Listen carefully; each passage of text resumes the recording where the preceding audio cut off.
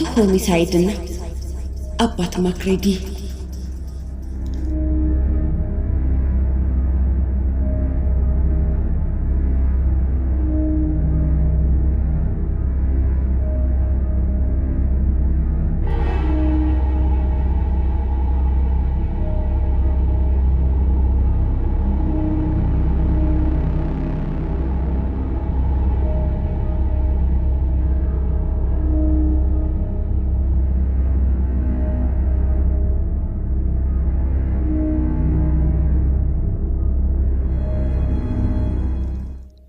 ደቡባዊ ካሊፎርኒያ በተለይም ለወጣት ሴቶች አመቺ ሁኔታ የፈጠረ በመሆኑ አካባቢውን ወጣት ቆነጃጅት ያፈቅሩት ነበር። በውበታቸው ሁሉንም በቁጥጥር ስር የማዋል ኃይል አለን የሚሉትና በቁንጅናቸው የሚመኩትማ አካባቢው ምኞታቸውን ሁሉ የሚያሳካ ሁኔታ ስለፈጠረላቸው ይሰባሰቡበታል። የኒህ መሰልና በቁንጅናቸው የትም አዳሪ ቢጤዎቻቸው ከተለያዩ አካባቢዎች ከቤስከሊን የወተት ከብት እርባታ ጣቢያ፣ ከፔንሲልቫኒያ ኮረብታዎች፣ ከተጨናነቁት የኒውዮርክና የቦስተን ከተማዎች በመኪና በባቡርና በአውሮፕላን ይጎርፉባታል። አብዛኛዎቹ ወጣት ቆነጃጅት ወደዚያው አካባቢ በሽሜ የሚጎርፉት በጥቃቅን ነገር በቀላሉ በመደለል ነበር። አሁንም ቢሆን ደቡባዊ ካሊፎርኒያ ሎስ አንጀለስ ሲሆን ሎስ አንጀለስነቱ ደግሞ ሌላ ልዩ ህይወት ነው። በአካባቢው ሽንጠረጅም አውቶሞቢሎች፣ ውብ የመናፈሻ አካባቢዎች፣ አጭር ቀሚስ ለባሽ ልጃገረዶች እንዲሁም በመዋኛው አካባቢ በሚገኘው ቤቨርሊ ሂልስ ሆቴል ለረጅም ጊዜ እየተዝናኑ የመንጫጫት ሁኔታ ሁሉ ተዳምረው ከተማዋ በአንድ ምሽት የአንድ ሰው ህይወትን በፍስሐ ታበለጽጋለች። እንግዶችና ተዋናዮቹ ባሉት አውቶቡስ በመጓዝ የሚያደርጉት እንቅስቃሴ አካባቢው አንድ ራሱን የቻለ ኢንዱስትሪ እንዲመስል አድርጎታል። በተለይ በ1930 እና በ1940 ላይ በአካባቢው የሆሊውድ ምትሃታዊ ትርኢት ተከስቶ ስለነበር አካባቢው ይበልጡኑ የሚስብና የሚማርክ ሊሆን ችሏል። በአጠቃላይ በዚች ማራኪና ውብ ከተማ ሚዛኑን የሳተ ደስታና ሐዘን እየተፈራረቀ ይታይ ነበር።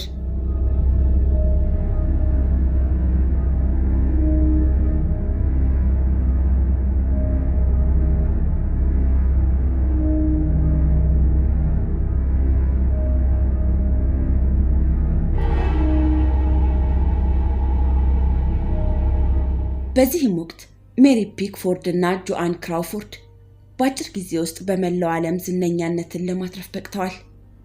በአካባቢው እንደሚባለው ከሆነ በአንድ ወቅት በአንድ እድለኛ የመድኃኒት መሸጫ ሱቅ በአንድ ኩርሲ ላይ ተቀምጣ ልትገኝ ትችል ይሆናል። ልትገኝ የሚለው ቃል ውስጠ ሚስጥሩ እንኳን ጥፋትን ቢያመለክትም ተስፋ የሚያስቆርጥ አልነበረም። ለመሆኑ በዚህ ቦታ የአሳንሱር ወይም ሊፍት ተቆጣጣሪዋ ዶሬቲ ላሙር ታዋቂነትን አትርፋ አልነበረምን? እንዲሁም እዚሁ ቦታ ስፓኒሿ የዳንኪራ ተጫዋች ሪታ ካንሲኖ ሪታ ሃይወርዝ በመባል የሀገሩ የፍቅር አምላክ ለመሆን አልበቃችምን? በሆሊውድ አንድ ሰው በአንድ ሬስቶራንት ተቀምጦ አንድ ታዋቂ የሲኒማ አርቲስትን ካጠገቡ ከሚገኘው ገበታ ተቀምጦ ሲመገብ ያለ አንዳች ችግር ይመለከተዋል። በአካባቢው ባሉት ዕውቅ የመጫወቻ ሜዳዎችም ላይ እንደ ልብ መዝናናት ይቻላል። እንዲሁም በብራውን ደርቢ፣ ሮማኖፍስና ካሴን በተባሉት ዕውቅ ሬስቶራንቶች ውስጥ መመገብ የማይከለከልበት ልቅ ቦታ ነበር። ከተማዋ የአዳዲስ ፊልሞች የመመረቂያ ሌሊቶችን ስለምታሳልፍ ከተማዋን የሚያደምቁ የባውዛ መብራቶች ሰማዩን እረፍት ይነሱታል። በዚች ከተማ አንዱ ከሌላው በልጦ ለመታየት የሚያሳየው ውድድር እጅግ ከፍተኛ በመሆኑ በተብለጨለጫው መካከል ጎልቶ ለመታየት በጣም ከባድ ነው። በሲኒማው መድረክ ከትዕይንት ንግስት በስተጀርባ ለአንድ ደቂቃ ያህል እንኳን ለመታየት በቀላሉ የሚቻል አልነበረም። እንዲህ አይነት ጉድ እነ ኤልሳቤጥ አንሾርት ባደጉበትና በታወቁበት ከተሞች በሚድፎርድና በማሳቹሴትስ ከተሞች እንኳን ፈጽሞ አይታይም። ኤልሳቤጥ ግን በዚህ ጥላ ስር ከወደቁት አንዷ ኮረዳ ነበረች። በጀርባዋ በተነሰነሰ ጸጉር የደመቀች ቆንጆ ወጣት ከመሆኗም በላይ የቆዳዋ ንጣት ወተት ይመስል ስለነበር ለሳሙና ማስታወቂያ እንደሚወጡት ኮረዶች ያማረ ነበር።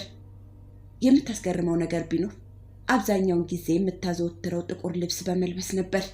ይህም ምናልባት ንጣቷን አጉልቶ እንዲያሳይላት ሆን ብላ የምታደርገው ይሆናል። ኤልሳቤጥ ወንዶችንና ግልጥ የኮረዳ መኪና ከልብ ታፈቅራለች። ኤልሳቤጥ በልጅነቷ ማለትም በምስራቅ ሜድፎርድ በሁለተኛ መደበኛ ትምህርት ቤት በነበረችበት ወቅት አይናፋርና ብቸኛ ነበረች።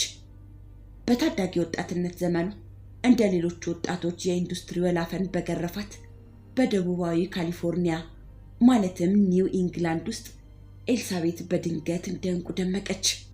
በ1943 ከሎስ አንጀለስ 100 ማይል ርቆ በሳንታ ባርባራ አጠገብ በሚገኝ በካምፕ ኩክ አንድ የወታደራዊ ካምፕ በፖስታ አመላላሽነት ትሰራ ነበር።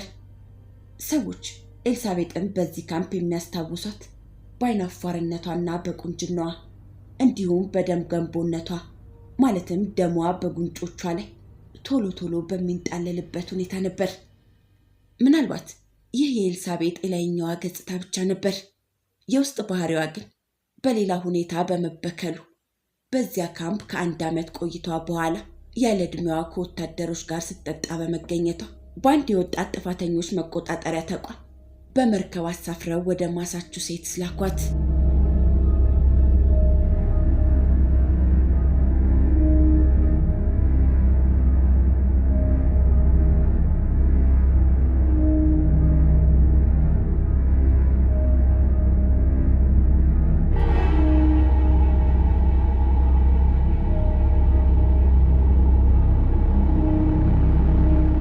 የሆሊውድ መስህብ በጣም ከፍተኛ ስለነበር ኤልሳቤጥ ለቅጣት ከተላከችበት ብዙም ሳትቆይ ተመለሰች። ከሁለተኛው የዓለም ጦርነት የጨለማ ዘመን በኋላ የሲኒማ መናኸሪያዎች ሁሉ በጣም ሊደምቁ በመቻላቸው በዚህ ዘመን አርቲስቶች ከምንጊዜውም በሙሉ ኃይል በመንቀሳቀሳቸው ከመጠን በላይ ደምቀው ነበር። ሰዎች በቶሚ ዶርሲ፣ በሃሪ ጀምስ እና በቤኒ ጉድማን ዙሪያ ልዩ ልዩ ዳንኪራ ይጨፍሩ ነበር። ከ6 ዳፍንት ዓመታት በኋላ በየጎዳናው ሽንጠ ረጃጅምና አዳዲስ መኪናዎች እየተተለተሉ ይፈሱ ነበር። ዋና ዋና አውራ ጎዳናዎች የመስፋትና የመርዘም ዕድል አጋጠማቸው። የዚህ አይነት እንቅስቃሴና ሁኔታ ለእነ ኤልሳቤጥ አይነት ወጣትና ቆነጃጅት አዲስ ሕይወትና የሚጣፍጥ እንቅስቃሴ ፈጠረላቸው። ኤልሳቤጥም ወደ ደቡባዊ ካሊፎርኒያ ከተመለሰች በኋላ ከወጣት ወንዶች ጋር በየምሽት ክበብና በሆሊውድ ቫይን በአዲስ መንፈስ ሕይወቷን ታድስ ጀመር። በዚህ አይነት ሕይወት በደመቀችበት ጊዜያት አካባቢ ጥር 15 1947 ማለዳ ኤልሳቤጥ አንሾርት በዚያን ጊዜ 22 ዓመት የሞላት ኮረዳ ተገኘች። የተገኘችው በመድኃኒት መሸጫ ሱቅ ውስጥ ሳይሆን እጅግ በተለየና በሚያሰቅቅ ሁኔታ ነበር። የተገኘችው በምዕራባዊ ደቡብ በሎስ አንጀለስ በአንድ ባልተዘወተረ ብቸኛ ቦታ ላይ አሳዛኙና ስንቱን ጎረምሳ ሲያተራምስ የነበረው ነጭ ገላዋ በኦፕራሲዮን ጩቤ ወይም ሴንጢ ለሁለት ተቆርጦ እርቃኑን ነበር። ጋዜጠኛው ኤልሳቤጥ ለጥቁር ልብስ ሙት መሆኗን በመረዳቱ ጥቁሯ ዳህሊያ ዘብላክ ዳህሊያ ብሎ ሰየማት። ይህንን አሰቃቂ ግድያ ወንጀል በሎስ አንጀለስ የፖሊስ መምሪያ በመሆን የተከታተለው ታዋቂው የፖሊስ መርማሪ ሃሪ ሃንሰን ነበር። ሃሪ ሃንሰን ተስማሚ የሆነ የቅጽል ስም የነበረው ሲሆን ይህም ሚስተር ሆሚሳይድ ነበር። ሃሪ ሃንሰን ለ20 ዓመታት በሎስ አንጀለስ የፖሊስ ምርመራ መምሪያ በመስራት ቁጥር ስፍር የሌላቸው ወንጀሎችን የመረመረ ሲሆን በደቡባዊ ካሊፎርኒያ የረቀቁና ታዋቂ ወንጀሎችን በመመርመር ባስገኘው ውጤት በዜና አውታሮች ታዋቂነትን አትርፏል። የሆነ ሆኖ የጥቁሯ ዳህሊያ የግድያ ሚስጥር ታዋቂውን መርማሪ ክፉኛ ስለተፈታተነው ይበሳጭና ራስ ምታትም ሆኖበት ነበር። በምርመራ ስራ ከሚመረመሩት ወንጀሎች መካከል አንዱ ጉዳይ መርማሪውን ክፉኛ ተፈታትኖ ጉዳዩን ለፍርድ ለማቅረብ አስቸጋሪ ሊሆንበት ይችላል። ሆኖም መርማሪው መፍትሄ ካስገኘላቸው ጉዳዮች ይልቅ የሚመስል አስቸጋሪ ምርመራዎች መርማሪውን እንቅልፍ አሳጥተው የሙያውን ግዴታ እንዲወጣ ይረዱታል። መርማሪውም ቢሆን መፍትሄ አልባ እንዳልሆኑ አድርጎ በመቁጠር ወደፊት መፍትሄ የሚያገኙ በሚል ይመድባቸዋል። በህብረተሰቡን በኩል ያለው ሁኔታም ሲታይ ወደፊት መፍትሄ ያገኛሉ በሚባሉ ጉዳዮች ላይ ጉጉት ያሳድራል። ይህ ጉዳይ ግን ለመርማሪው ሃንሰን ያልተቋረጠ የራስ ምታትና ጥረት ሲሆን ለአሜሪካን ሕዝብ ግን ከልቦናው የማይፋቅ አሰቃቂ ምስጢር ሆኖ ተቀብሮ ቀርቷል።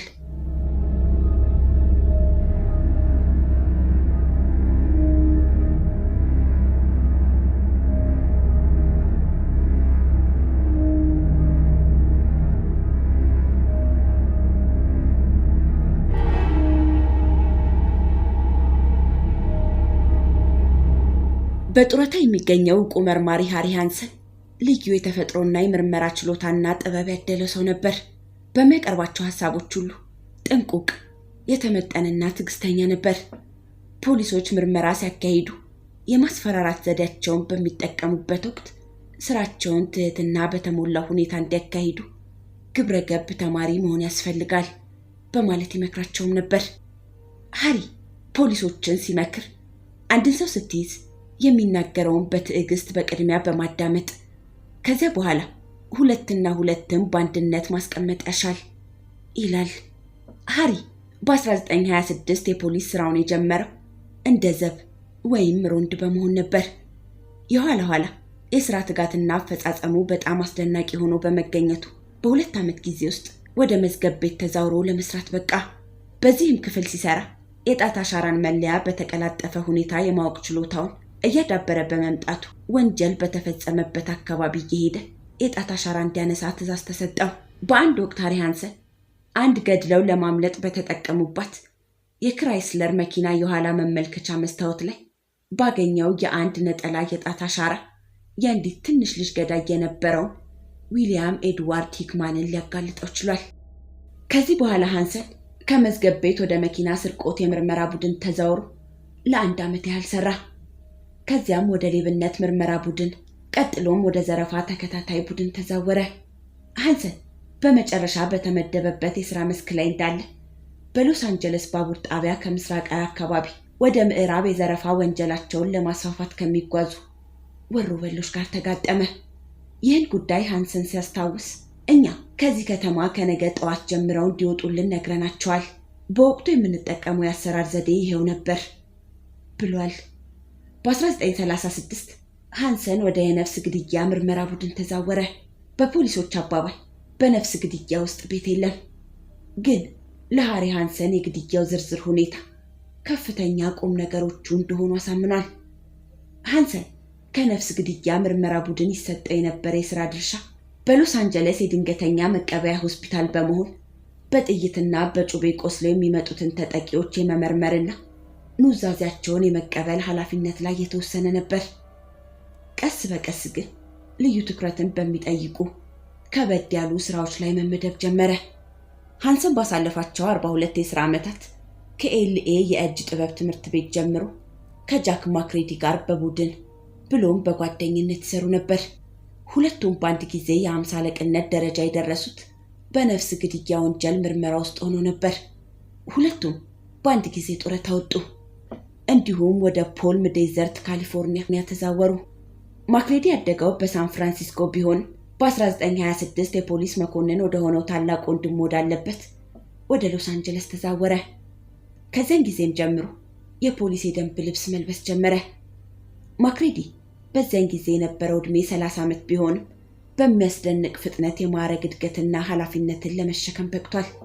የተሳተፈባቸው ስራዎችም በትራፊክነት፣ በረዳትነት፣ በሜትሮፖሊታን ዋና ክፍል ውስጥ ሰራተኝነት፣ በመጨረሻም የነፍስ ግድያ ወንጀል ተከታታይ በመሆን ነበር።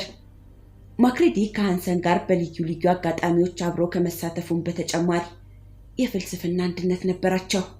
እንደ ሃንሰን እምነት የሚጣልበት ሰው ለመሆን በመብቃቱ የወጣለት ቅጽል ስምም አባት ማክሬዲ የሚል ነበር። አቶ ሆሚሳይድ እና አባት ማክሬዲ ጎን ለጎን ለብዙ ዓመታት በመስራታቸው በሎስ አንጀለስ የፖሊስ መምሪያ በነባርነታቸው ታዋቂነትን አትርፈው ነበር። ሁለቱም በመርማሪዎች መካከል በጋራ ለሚሰራ ስራ በግንባር ቀደምትነት ተፈላጊ የሆነውን ሁኔታ በማሟላት በአንድነት ያለ ችግር ለመስራት ችለዋል። በአንድ ወቅት አንድን ተመርማሪ ይዘው ለ2 ሰዓት ከመረመሩ በኋላ ሁለቱም ያስተዋሉት ነገር ቢኖር በዋሸ ቁጥር ሳል ይዘው እንደነበር ነበር። በድንገት ሳናውቀው ተገለጸልን። ሰውየው ሳልሳል ሲለው ውሸት እንደሚያስከትል ተረዳን። የቃል ልውውጥ ሳናደርግ አይን ለአይን ሁለታችን ተያይተን ተግባባን። ሃንሰንና ማክሬዲ ለሰውየው ቁልፍ የሆነ ጥያቄ ያቀረቡለት። ወዲያው ሰውየው ሳለ። ሁለቱም መርማሪዎች በአንድ ጊዜ እየዋሸህ ነው በሚል አፋጠጡት። ሰውየውም መረታቱን አምኖ አንድ ሳይቀር እውነቱን አወጣ። ተናዘዘ።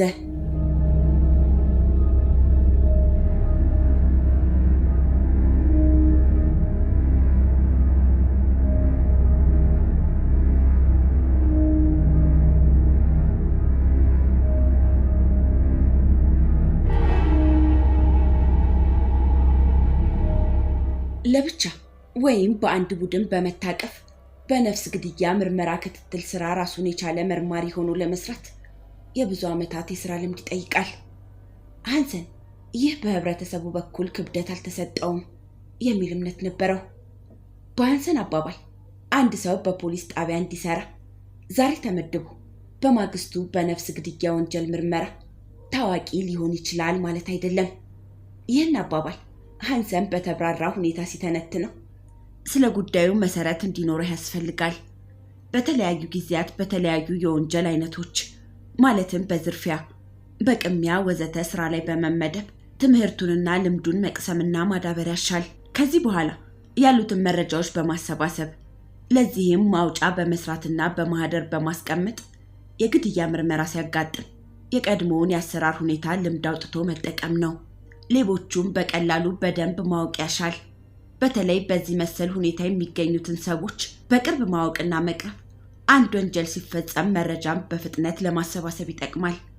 ምናልባት አንድ ወንጀለኛ ወንጀል ፈጽሞ ቢሰወር በአብዛኛው ሊቀላቀል የሚችለው እኒህ መሰል ሰዎች መካከል በመሆኑ በአካባቢው በአንድ ቴሌፎን ጥሪ ወንጀለኛውን ለማግኘት ይቻላል ብሏል። በመሰረቱ ካልታሰቡ ግለሰቦች እንዲህ አይነቱን ጠቃሚ መረጃ የሚያቀርቡ ተባባሪዎችን ለማግኘት መቻል ቀላል አይደለም። አንድ መርማሪ ከማይረቡ ሰዎች ጋር ዋይነው በመባል ስሙ ሊጠፋ ይችላል። ሃንሰንና ባልደረባው ግን በዚህ አስተያየት ላይ የተለየ አቋም አላቸው። ማክሬዲ በአንድ ወቅት ከአንድ በጤና የተሰናከለ ሰው ጋር ግንኙነት ነበረው። ያው የጤና ስንኩል የሆነ ሰው ከባለቤቱና ከልጆቹ ጋር የነበረው ግንኙነት ጤናማ ስላልነበረ ለብዙ ጊዜ ስለ ባለቤቱ ለመርማሪዎች ያማክር ነበር። አንድ ቀን ወደ ፖሊስ ምርመራ ይደውላል። እንደ አጋጣሚም ስልኩን ያነሳው ሃንሰን ነበር። እሱም ሲተርክ ይህ ሲሆን እኔ በፖሊስ መምሪያ በሚገኘው ቁርስ ቤት ቡና ጠጣ ነበር። ወዲያው ተጠርቼ ቀረብኩ። በስልክም ጃክ ችግር ላይ ወድቄያለሁ። አሁን በአንድ የግድያ ወንጀል ተፈልጌ እንድያዝ ስሜ በሬዲዮ ሲተላለፍ ሰማሁ። ሊይዙኝ እየፈለጉኝ ነው። እንደታጠቅኩና አደገኛ እንደሆንኩ አድርገው አስነግረውብኛል። እርግጥ ማክሬዲ በዛች ወቅት ተፈላጊ የሚለውን ማስታወቂያ አላየውም ነበር። ሆኖም ወዲያው ጉዳዩን አጣራ። ማስታወቂያው የወጣው በካውንቲው ሸሪፍ ቢሮ በኩል ነበር። ማክሬዲ ጉዳዩን ሲገልጽ እርግጥ ይህን ሰውዬ የሚፈልጉት ባለቤቱን ገደለ ብለው ነው። ተፈላጊው ሰውዬ ለእኔ የደወለልኝ መሆኑን ስገልጽላቸው ከነጠበንጃው ወንጀለኛውን እንደሚፈልጉት ነገሩኝ። እኔም ወንጀለኛው ከ20 ደቂቃ በኋላ ስለሚደውልልኝ የጉዳዩን ሁኔታ ሳውቃቸዋለሁ አልኳቸው። ተፈላጊው በገባው ቃል መሰረት ደወለልኝ። ነግሮኝ የነበረው ጉዳይ እሱ እንዳለው መሆኑን እንዳረጋገጥኩለት ትንሽ ካሰበ በኋላ በሁኔታው የሚገድሉት እንደመሰለውና በጣም እንደፈራ ሳይደብቅም ገለጸልኝ። እኔም ያለበትን አካባቢ እንዲነግረኝ ካደረግኩ በኋላ ካለበት ሆቴል ድረስ በመሄድ እጁን ለፖሊስ እንዲሰጥ አደረግኩት በማለት ማክሬዲ ካልባሌ ሰዎች ጋር መገናኘት ምን ያህል እንደሚጠቅም ከልምድ በመነሳት አስረድቷል። በሌላ በኩል ግን የተፈላጊው ጉዳይ ፍርድ ቤት ቀርቦ ታየለት። በዚህ ጉዳይ ቃሉን እንዲሰጥ ተደረገ። ማክሬዲም ቃሉን ሲሰጥ በደፈናው ሴትዮዋን አንድ ሰው ገድሏታል ከማለት በስተቀር ተፈላጊው ሰውዬ ገድሏል የሚል ቃል አልወጣውም። ተፈላጊውም 3 ጊዜ ችሎት ከቀረበ በኋላ ከወንጀሉ ነፃ ሆኖ ተለቀቀ።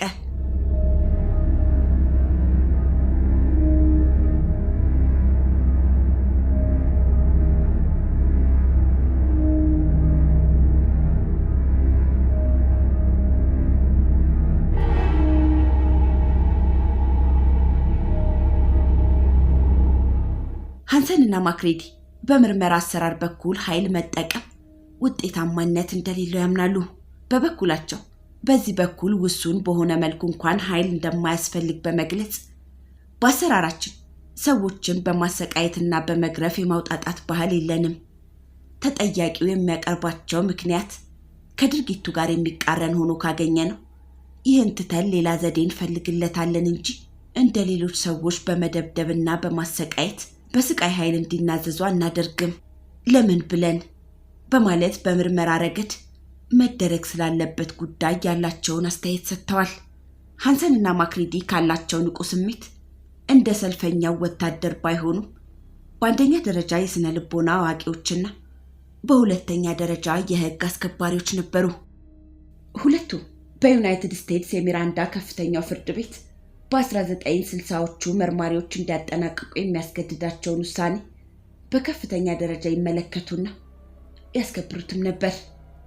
ዝም ለማለት መብት አለህ፣ ጠበቃህን ለመጠቀም መብት አለህ ወዘተ የሚለውንና በተለይም ጨካኝ ገዳይ በሆነው ላይ የሞት ቅጣት ይፈረድበት የሚለውን ሐሳብ በከፍተኛ ደረጃ ደጋፊዎች ነበሩ። ከፍተኛውን የቅጣት አይነት መደገፋቸውን ለማሳመን ሃንሰን በቅርቡ ከተሰጡት የሞት ቅጣት ውስጥ ታዋቂነቱ የተረጋገጠለት የሎይስ ፔት ታሪክን በምሳሌነት አቅርቦታል።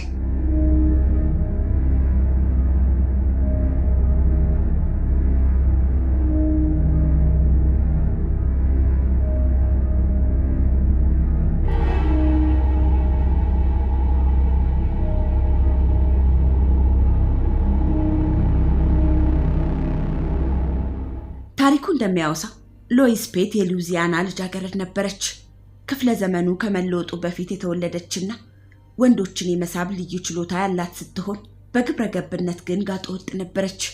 የነበራት ቁንጅና ውስጠ ቀዝቃዛና ተንኮለኛ ጸባያን ሸፍኖላታል። የነበረችበትን ሉዚያናን በመልቀቅ በይበልጥ ወደ ደመቀውና ወዳሸበረቀው ወደ ሰሜኑ ቦስተን ከተማ እንደ አንድ የቤተሰብ ንብረት ወራሽ በመምሰል ተጓዘች። እዛም ወይዘሮ አርኤች ቦስሊ ለመባል በቃች።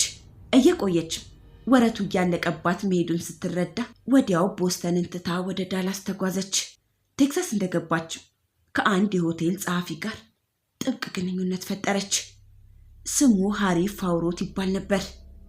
ሎይስ ግን ይህን ሰው እየጠላችው በመሄዷ እርሱም ራሱን በራሱ ሊገድል ቻለ።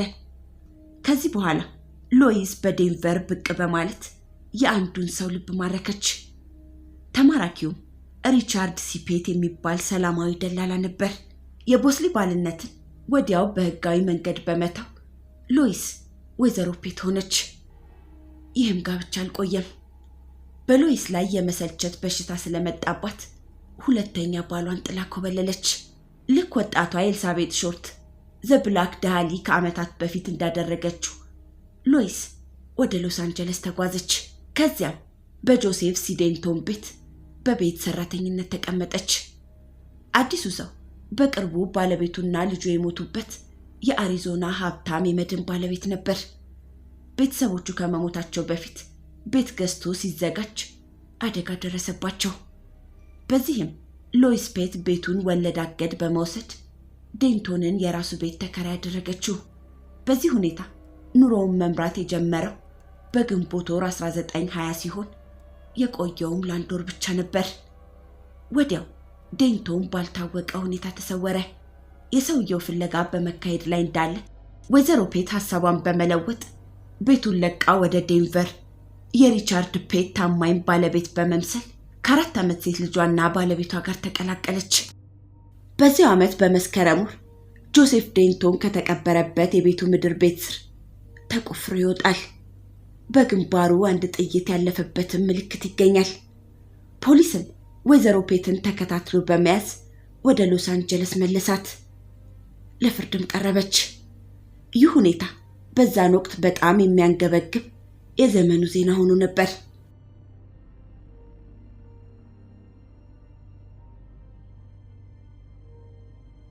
በመጨረሻም የነበራት ለዛና ውበት በመርገፍ ወንዶች ሎይስን ጠሏት። ለገንዘብ ብላ ግድያ በማካሄዷም ወነጀሏት።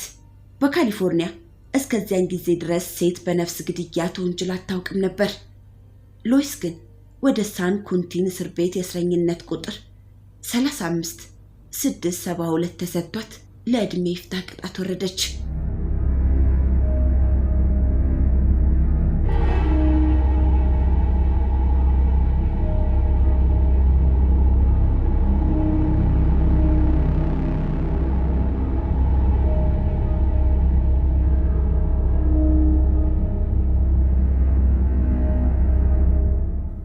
ባሏ ሪቻርድ አንድ ጥይት በራሱ ላይ አሳረፈ።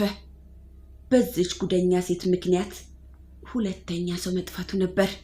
በፍርድ ወቅት የወይዘሮ ፔት ትንሽ ልጅ ስትስተናገድ የነበረችው ወይዘሮ ማርጋሬት ሎጋን በተባሉ በጣም ትሁትና ደግ ሴትዮ ነበር። እሳቸውም ይህችን የመሰለች የደቡብ ቆንጆ እንዲህ አይነት ድርጊት ትፈጽማለች ብለው አላመኑም ነበር። በ1943 በጥቅምት ወር ወይዘሮ ፔት ለ23 ዓመታት ልጇን ካንከባከቧት ወይዘሮ ሎጋን ጋር በጓደኝነትና በስራ አጋዥነት ተዛመዱ። ሎይስ ልጇ ጋር የ4 ልጆች እናት ሆና በካናዳ ትኖር ነበር። ወይዘሮ ሎጋን በጣም በርካታ ሀብት የነበራቸውና ትልቅ ቤት ያላቸው ሴት ነበሩ። ከጥቂት የእስር ዓመታት በኋላ በአቤቱታ ከእስር እንደወጣች አሁንም ሎይስ ሌላ ፍቅረኛ ያጋጥማታል። ፍቅረኛዋ ሊቦርደን ጁድሶን የሚባል የ67 ዓመት አዛውንትና በጋዜጣ ሪፖርተርነት ሲሰራ የነበረ ሲሆን ከሱ ጋር በግንቦት 1944 ተጋቡ። የሙሽርነት ጊዜያቸውን ያሳለፉት በወይዘሮ ሎጋን ቤት ነበር። በዚህ ወር መጨረሻ ወይዘሮ ሎጋን ባልታወቀ ሁኔታ ተሰወሩ። ሎይስም ለባልተቤቷ አሮጊቷ ወይዘሮ ሎጋን ለጥቂት ቀናት ወጣ እንዳሉ ነግረዋለች። ሃሪ ሃንሰን ነገሩን ሲተርክ ሁሉም ነገር የተሳካ ይመስል ነበር። በፖሊሶች የምርመራ ፍንጭ የተገኘው የወይዘሮ ማርጋሬት ሎጋን ፊርማ አይደለም። ስለዚህ የእጅ ጽሑፍ መርማሪ ወይም ኤክስፐርት መጥቶ ፊርማውን ከሚታወቀው ከማርጋሬት ሎጋንስ ጽሑፍ ጋር በማወዳደር ጽሑፋቸው እንዳልሆነ አረጋገጠ። ስለሆነም አንድ ጸጉራም ሚስጥር በእጃችን እንዳለ ተረዳን ብሏል። ታድ ብራውን በወቅቱ የነፍስ ግድያው ክፍል ሻምበል የነበረውና በኋላ የመርማሪዎቹ ኃላፊ የሆነው እኔንና መቶ አለቃ ቫውጋሃንን በዚህ ጉዳይ ላይ እንድንሰራ ካዘዘን በኋላ እቦታው ድረስ ከኛ ጋር መጣ።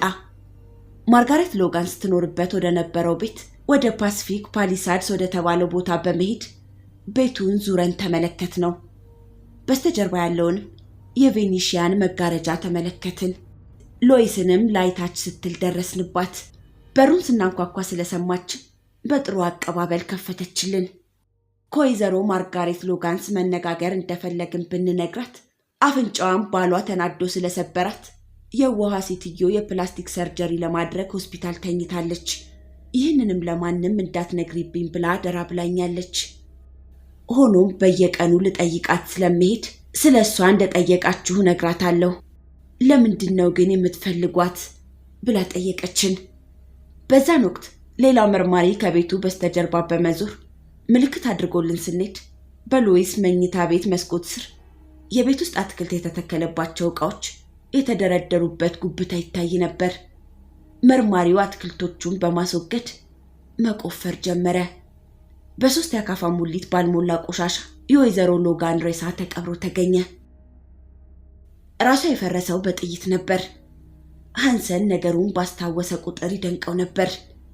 እሱ ለመገመት በማይቻል ሁኔታ ተቀብራ የተገኘችው በፔት መኝታ ስር ነበር ብሏል።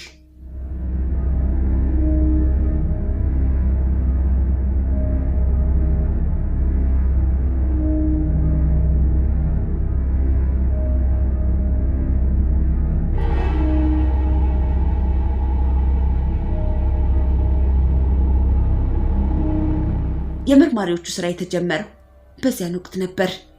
ቤቱ ጠቅላላውን ተፈትሾ ሽጉጥም ተገኘ። አንድ ቀማሚ አስመጥተው የቤቱ ግድግዳ ሳይቀር በልዩ መሳሪያ ተመረመረ። በቴሌፎኑ ማስቀመጫና ትንሽ ከፍ ብሎ ባለው ግድግዳ ውስጥ ጥይት ተቀብሮ ተገኘ። ይህም በቤቱ ውስጥ ከተገኘው የሎይስ ሽጉጥ እንደተተኮሰ ተረጋገጠ። በበለጠ ነገሩ ሲረጋገጥ ሎይስ የምንጣፍ ሰራተኛ ጠርታ በደም የተበላሸውን የወለል ንጣፍ እንዲያጸዱላት የግድግዳ ምርጊት ለጣፊዎችም ተጠርተው መጥተው እንደሰሩ ተረጋገጠ። በሃንሰን አባባል ባሏን ከዚህ ወንጀል ጋር የሚያገናኘው ምንም ነገር ስላላገኘንበት ሎይስን ብቻ በግድያው ተጠያቂ እንድትሆን ለማድረግ የክስ ዶሴ ከፈትንባት ብሏል። በዚህ ጊዜ የነበራት እድል በመበላሸቱ በጥር 11 1974 በ4 ሰዓት ከ13 ደቂቃ ሎይስ ፔት ጃክሶን በቀዝቃዛ ስሜት የሰው ነፍስ እንዳጠፋች ሁሉ በሳን ኩንቲን በአንድ የጋዝ ክፍል ውስጥ ገብታ ተቃጠለች።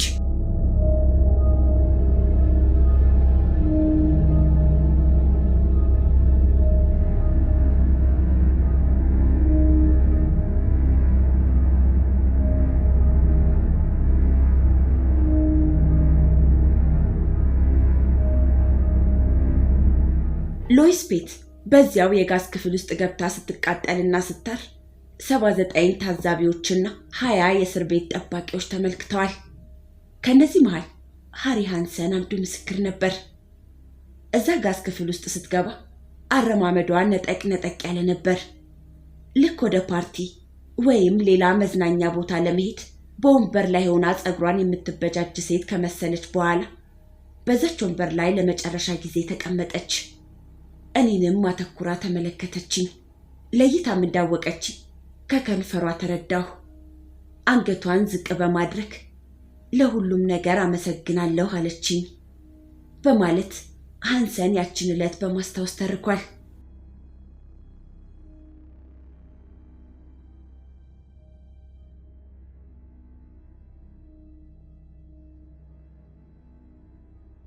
ሃንሰን በአንዳንድ ሁኔታ የሞት ቅጣት ፍርድን አስፈላጊነት ቢያምንበትም ለሁለተኛ ጊዜ ተመልካች ግን መሆን እንደማይፈልግ ያለውን ስሜት ገልጿል። አንድ መርማሪ የአውሬነት ጸባይ የሚኖረው ወንጀለኛ ቢያጋጥመው በግብታዊነት ጉዳዩን ከመመልከት መቆጠብ አለበት።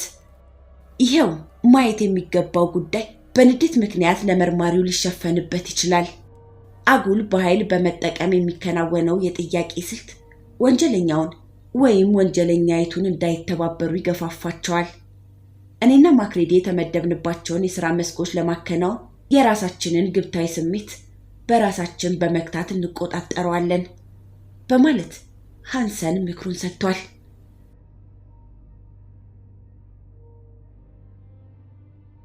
በተጨማሪ የሞቱ ሰዎችን አካላት ማየት እንገደዳለን።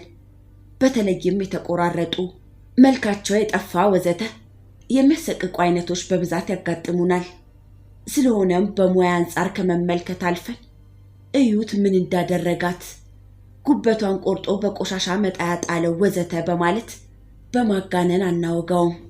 በጣም በቀዘቀዘና በተረጋጋ መንፈስ የራሳችንን አመለካከት በመውሰድ አስፈላጊውን እናደርጋለን።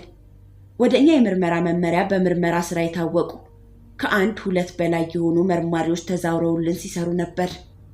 ሆኖም የመጀመሪያ ሬሳ እንደተመለከቱ ሻምበል ይህንን ትዕይንት ማየት አልተዋጠልንም፣ በመሆኑም አዛውረን በማለት ጥያቄ አቀርበዋል ብለውኛል በማለት ተርኳል።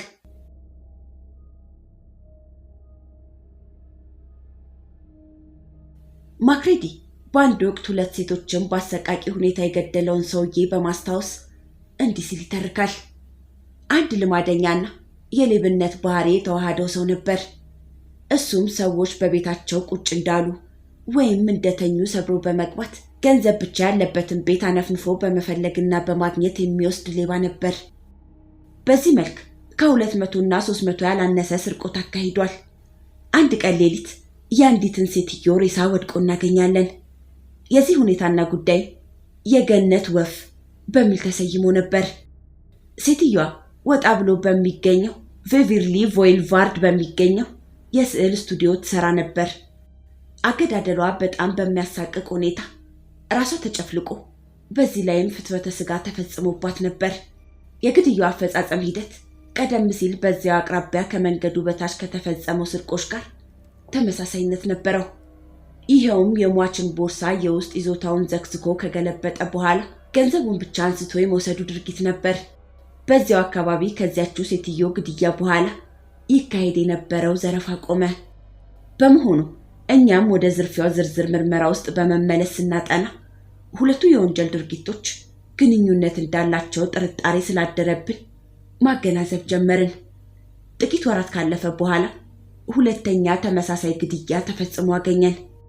አንዲት ወይዘሪት ሊንድሰይ የተባለች ሴት በቤቷ ውስጥ ተገድላ አገኘናት። ወደ መኖሪያ ቤቱ ውስጥ ለመግባት የሚያስችል መንገድ አልነበረም። ሆኖም አንድ በግቢው በኩል የሚገኝ በእንጨት የተሰራ ምድጃ ስለነበር በዚህ በኩል ገዳዩ ሳይገባ እንዳልቀረ ተጠራጠርን። በዚህም በአንዱ እንጨት ጠርዝ ላይ የአንድ ግማሽ መዳፍ ምልክት ስላገኘን የአሻራ ምርመራ እንዲካሄድ አደረግን። የአሻራ ምርመራው የተካሄደው የእንጨቱን የላይኛው የአካል ክፍል በመውሰድና ፎቶ በማንሳት ነበር። ይሄኛው ብቸኛ ተጨባጭ መረጃችን ነበር።